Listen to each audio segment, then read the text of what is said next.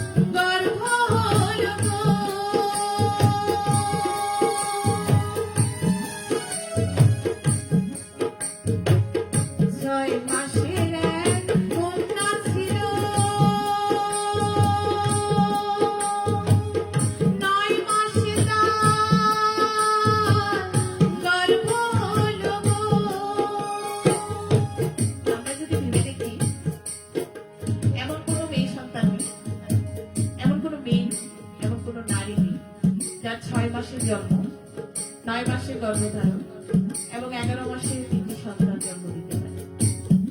আছে কি? অবশ্যই আছে। আছে বলেই না আমার লালন সাহেব এই কথাটি লিখেছেন। আর সেটি হলো কলা গাছ। কলা গাছ হলো নারীর একটা রূপ।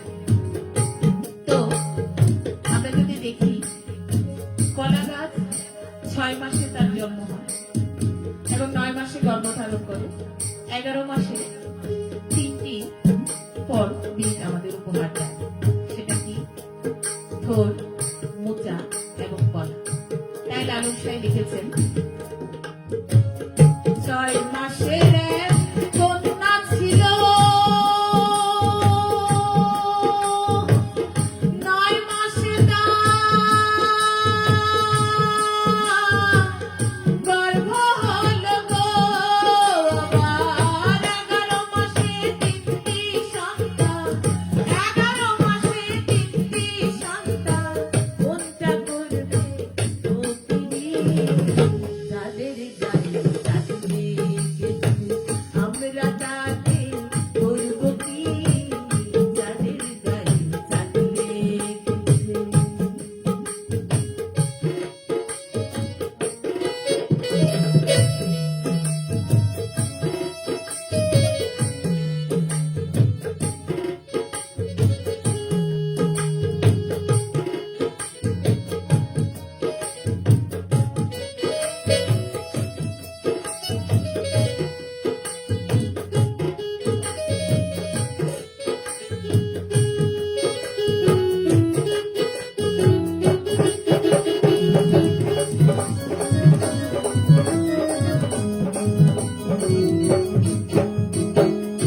ঘর আছে তার দুয়ার নাই, লোক আছে তার বাপ কোথায় গো, হায় হায়, লোক আছে তার বাপ কোথায় গো। ঘর আছে কিন্তু দুয়ার নাই, লোক আছে কিন্তু বাক্য নেই। আমরা যদি সনাতনী ধর্ম মতে বলি, সনাতনী ধর্ম মতে বৈষ্ণবদের সমাহিত করা হয় এবং ইসলাম ধর্ম মতে তাদের যারা মারা যান তাদেরকে কবর দেওয়া হয়। আমরা যদি দেখি সমাধিস্থল বা কবরই বলেন, সেখানে সুন্দর করে গোছানো একটি ঘর আছে, সেখানে থাকা যায়, রাখা যায়, কিন্তু বের হওয়ার মতো কোনো দরজা নেই। আবার সেখানে কিন্তু একটা মানুষ রাখা আছে, তার মুখে বাক্য নেই।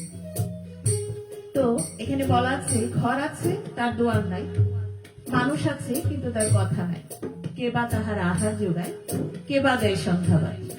যে মানুষটা সমাধিতে রইল বা কবরে রইল, তাকে কিন্তু আমরা যারা আপনজন আছি, যাকে খাইয়ে পরিয়ে বড় করলাম, শেষ অবধি কিন্তু তার খোঁজ খবর আমরা নিই না। এই জন্যই লালন সাহেব বলেছেন, ঘর আছে তাহার দুয়ার নাই, লোক আছে তার বাক্য নাই গো, হায় হায়, লোক আছে তার বাক্য নাই গো, কে বা তাহার আহার যোগায়, কে বা তাহার আহার যোগায়, কে বা দেয় সন্ধ্যাবাতি, যাদের গায়ে চাঁদ লেগেছে আমরা তাকে বলব কি, যাদের গায়ে চাঁদ লেগেছে।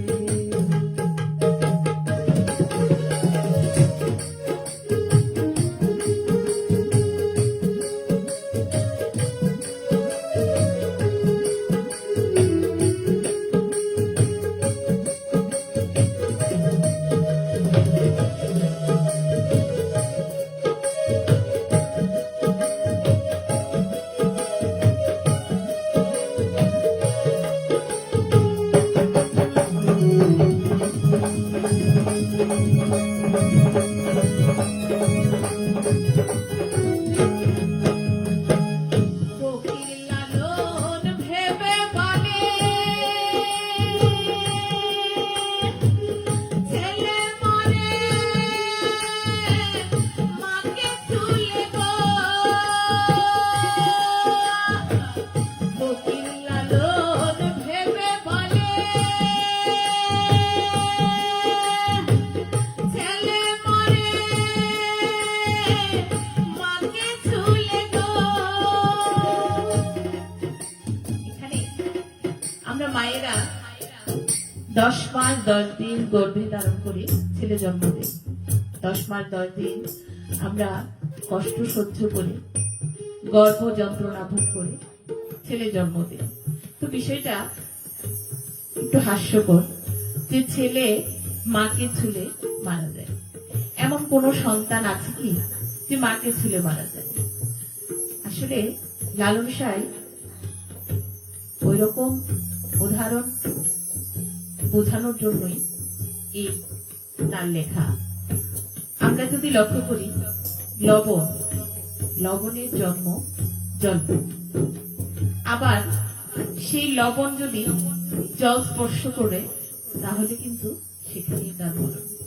এই জন্যই লালন সাহেব এত সুন্দর করে তার লেখনীতে ফুটিয়ে তুলেছেন।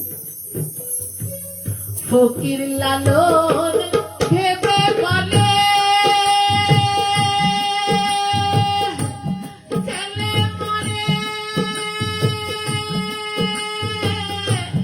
মাকে ছুলে গো, আবার এই কথার উত্তর না হলে, এই কথার উত্তর না হলে তার হবে না ফকিরি, যাদের গায়ে চাঁদ লেগেছে আমরা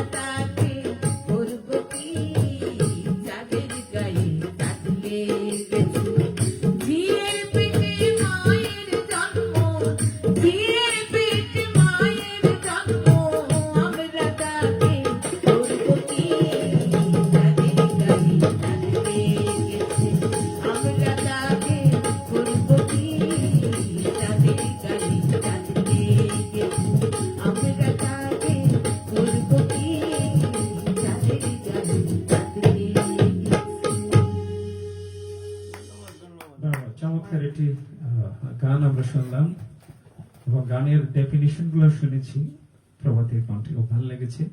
প্রত্যেকটা গানের কথায় যে ধরনের উপমা টেনে তুলে ধরা হয়েছে সেগুলো মানে অতি গভীরের কথাবার্তা, যেগুলো আমরা কখনোই সাধারণভাবে সেগুলা মনে করতে পারি না। সেগুলোই লালন সাইজি সেই কঠিন জায়গা থেকে সেগুলোকে তুলে এনেছেন, সে কথাগুলোকে গানের মাধ্যমে সেটি তিনি আমাদের মাঝে তুলে ধরেছেন।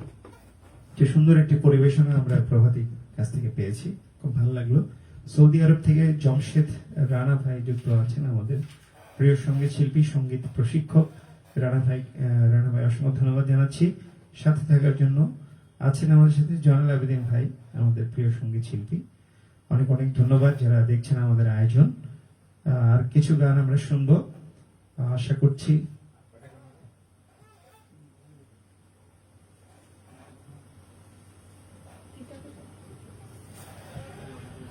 গানে গানে কথায় আমরা অনেকটা শেষের দিকে এগিয়ে চলেছি, আর সব মিলিয়ে 3টি গান আমরা শুনবো।